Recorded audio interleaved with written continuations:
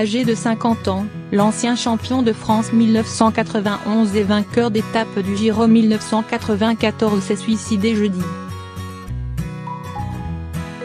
L'Union nationale des cyclistes professionnels a annoncé vendredi 3 août la mort à l'âge de 50 ans d'Armand de Las Cuevas. Retiré du peloton professionnel depuis 1999, l'ancien coureur s'est suicidé jeudi à La Réunion, où il vivait depuis une douzaine d'années.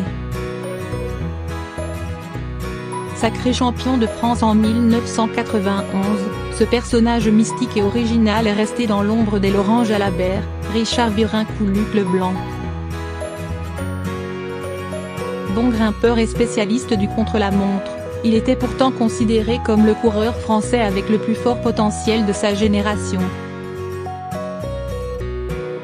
Natif de Troyes, il grandit dans la région de Bordeaux et y découvre le cyclisme. Il commence sa carrière en Espagne en 1989 dans l'équipe Reynolds, qui deviendra la fameuse formation Banesto un an plus tard. Équipier de Miguel Indurain dans un premier temps, le Français cherche très vite à s'émanciper. En 1994, il remporte le contre-la-montre du Tour d'Italie et portera le maillot rose pendant une journée.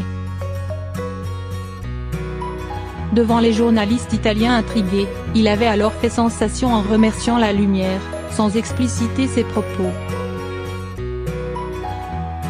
Il terminera 9e du Giro, son meilleur résultat sur un grand tour. La faute à un mental défaillant et à de nombreuses chutes, Las Cuevas n'arrivera jamais à s'affirmer comme le leader qu'il aurait dû devenir. En 3 participations au Tour de France, le leader de l'équipe Castorama en finit un seul, 62e en 1995. À propos de cette supposée déveine, Armand de Las Cuevas utilisait une métaphore scolaire: t'as beau avoir les meilleures capacités du monde, tu peux passer ton bac, avoir un chi de 200 et ce jour-là être malade. À chaque fois, j'ai subi un coup du sort qui m'a renvoyé au fond de la classe, racontait-il au magazine Pédale. En 2015. Rival du jeune Froome sur le Tour de Maurice. Vainqueur de la Classica San Sebastian en 1994, il signe sa plus belle victoire dans une course par étape 4 ans plus tard en remportant le Critérium du Dauphiné libéré. Il arrêtera sa carrière un an plus tard, lassé par ce cyclisme où il s'est toujours senti étranger. Je n'ai jamais trouvé ma place dans le milieu. Je ne comprenais pas les gens qui pouvaient m'admirer comme on admire un chanteur. Retiré du peloton, il s'essaye à la boxe, sa passion de jeunesse, pour un bilan de 2 défaites et 1 victoire, exerce le métier de gardien d'immeuble à Mérignac. Sans regret sur sa carrière. Je faisais mon métier comme si j'allais à l'usine. Cela aurait pu me changer la vie, si j'avais été comme Virenque. Il savait jouer des médias, lui.